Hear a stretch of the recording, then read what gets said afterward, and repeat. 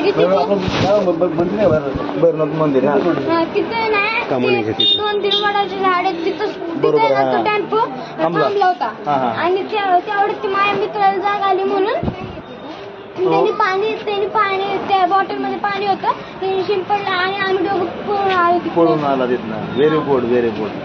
असं मस्त स्ट्रॉंग आहेत हा चांगलं केलं बोला मुलांना हे शिक्षण पाहिजे खरं तर मंदिराच्या तिथे कमानी जवळ वडाचं झाड आहे बघ हा, तिथंच लावली ना. नाही, किती वाजता तरी झालं हे? हा? किती वाजता झालंय?